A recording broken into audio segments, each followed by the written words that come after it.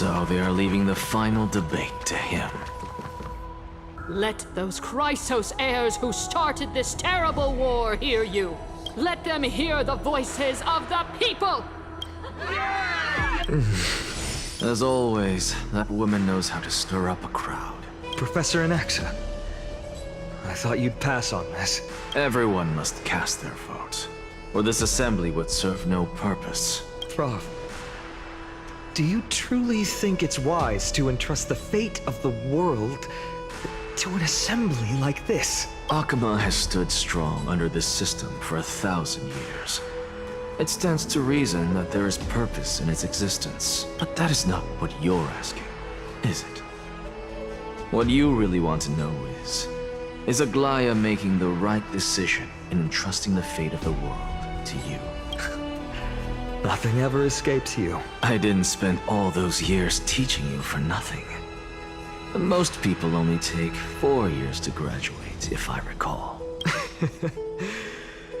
To tell the truth, I feel like I'm on my way to an execution chamber instead of a podium.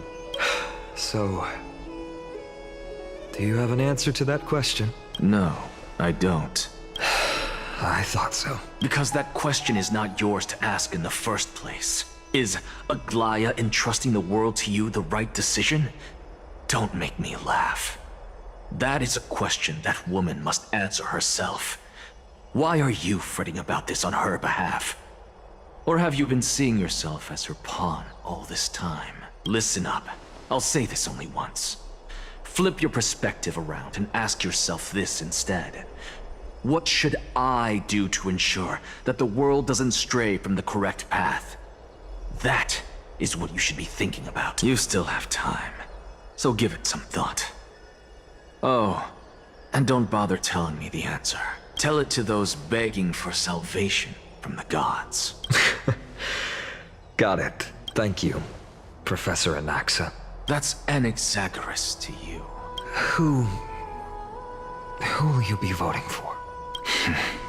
That'll depend on how well you perform. May Circe safeguard your thoughts. Lord Anaxa, you're finally here. The last speaker for the Assembly will be taking the stage soon. The resolution will be passed after that. Lady Kindness has reserved a special seat for you. Shall I show you to it? All right. This way, please. Elders and citizens, silence, if you please. As the Theoros, I present to you Phinin of Ides Elysiae, virtuous citizen of Akama, and the last speaker of the Assembly. Much obliged, Lord Lycus. I remember him. He's the penniless lad working for Aglaya. Where's Lady Goldweaver? Why is she sending this guy to give the last speech? Is this really the end of the Flame Chase journey? Can this dude really face down kindness? By Kephali above. Dear citizens of Akama, as you look upon me, so too do I see you. I see your fear and misgivings, your apprehension about the discord between the Chrysos heirs and the Council of Elders, and your uneasiness about the future of the Holy City. Yet, before you contemplate something as grand as the fate of the world, I ask that you look closer. Look beyond the horizon illuminated by Kephali, at the crisis threatening to overwhelm us. What? Ides Elysiae, my beloved hometown, is a village forgotten by time. It is a place with the most invigorating breeze and wheat fields that spread all the way to the sea. I once thought that there I would enjoy a lifetime of peace and quiet with my friends and family. How I wish I could invite all of you to that paradise, far from the noise and chatter of the world. Alas, I can't, because she, and all that she nurtured, all that I loved, I have long been devoured by the black tide. My beloved home is no more. I will never forget the day the black tide struck. My father, Hieronymus, fought with a broken sword to his last breath to protect his child. My mother, Aldada, she was ripped apart by monsters. Also, I might live to stand before you here and now. Galba, he was a hunter. But in the end, those arms that once drew a bow instead embraced Piso, his beloved son, as they both breathed their last. Pythias, the teacher, risked her life to save her students, but a burning beam fell on her, crushing her. And what of Livia, her daughter? Did she make it out alive? No, she didn't. Livia, Piso, and so many other children. My childhood friends. They were all swallowed by the black tide and turned into monsters. They kept saying the same thing over and over. Even up until the final moment, I finally steeled my heart and granted them eternal peace with my sword. Why, Finan? Aren't we the best of friends? That is the black tide. A looming threat that can bring Akuma to its knees any time.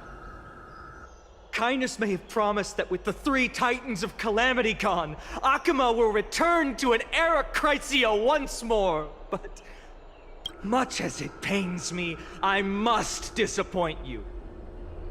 While the demigod of strife has done everything in his power to hold them back, they are still coming. By now, the name of that black-robed swordmaster, the Flame Reaper, has likely echoed throughout the city already. The roaring thunder is a message from the strife demigod. The Flame Reaper has risen from death, and they hunger for the core flames of the gods.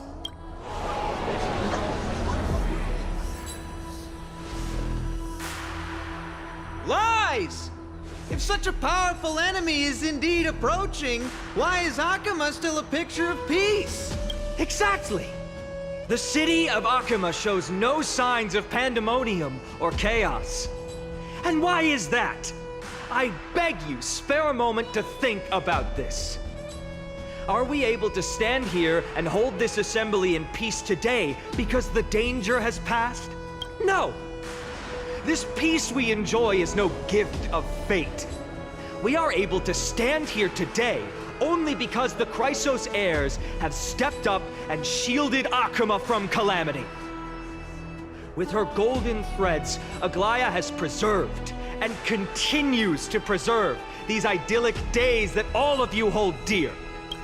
The Council of Elders claims that Aglaya will one day forsake the people because her divinity is eroding her body and soul. But ask yourselves this. Rather than offering her aid and support, why do they choose to watch and push Akuma away from the Flame Chase journey? The answer that no one can bring themselves to speak of. A truth stained in blood and buried in greed, fear, and vanity. Allow me to lay it bare before you. It is because the Council of Elders, which bears Akuma's history and honor, along with this citizens' assembly we once took so much pride in, are now infested with vermin.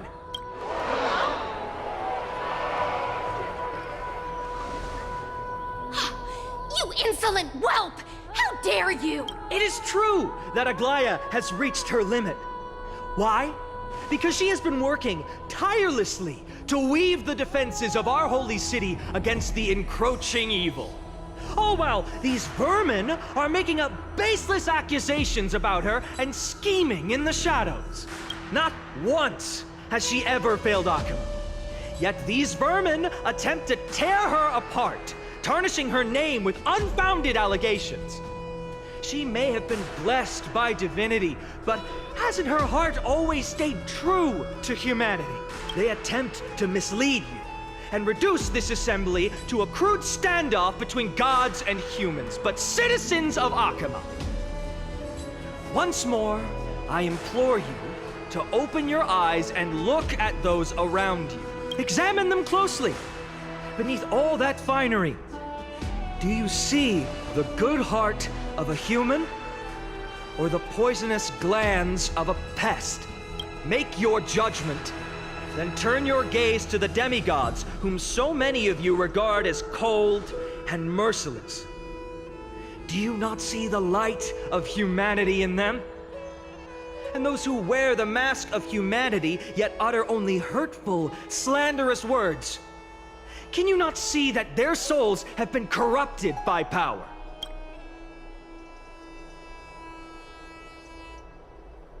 Yet, no matter what your answer is, and no matter who your vote goes to, rest assured that you have nothing to fear. For Aglaya, Tribios, and I will remain your faithful guardians and pledge our lives to upholding your decision. And this vow will stay true until the end of our days, where it will be passed on to future flame chasers. A steadfast and unwavering promise that shall endure through the ages.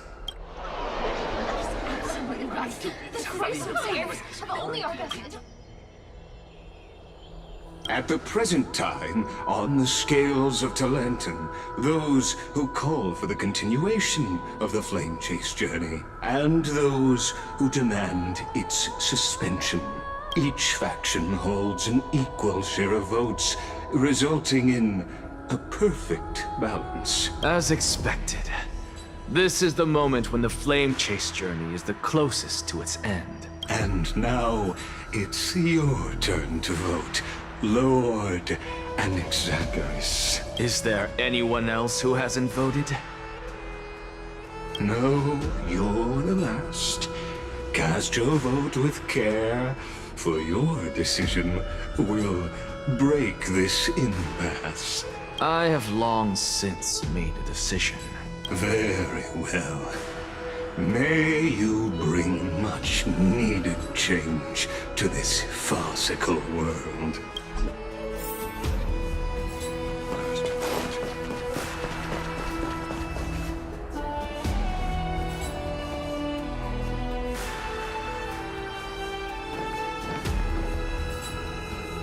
You've done well, Finan.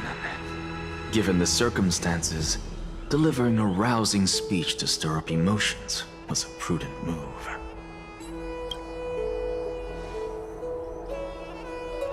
Thank you all for your patience. On behalf of the 7 sages of the Grove of Epiphany and the scholars of Amphorius, I, Anaxagoras, am ready to cast my vote. But before that, in the interest of fairness, Lady Goldweaver, I pose a question to you before all who are gathered here. Will you, as Finan has promised, stand by the decision made in the Assembly, regardless of outcome? In the interest of fairness, I make no promises, lest it should influence your decision. Very well. I thank you for your honesty.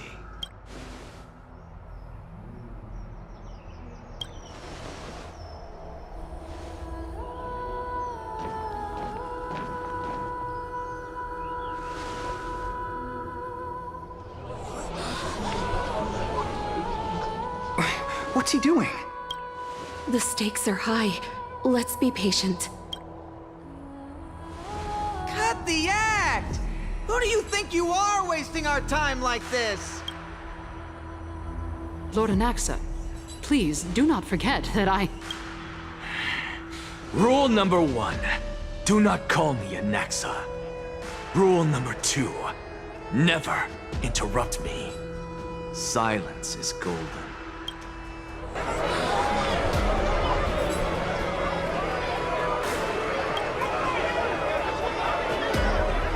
Just vote already. What are you waiting for?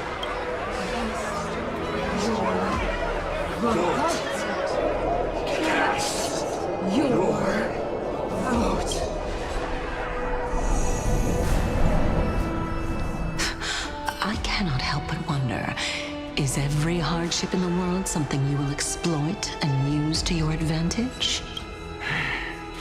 How else am I supposed to make use of this situation where my body and soul are separated? Oh, Circes. Or should I say Calypso? Accompany me on this final journey. Let us journey to the Netherrealm and see how she will substantiate the answer to your question and validate my decision. We need only to follow the sound of the tides.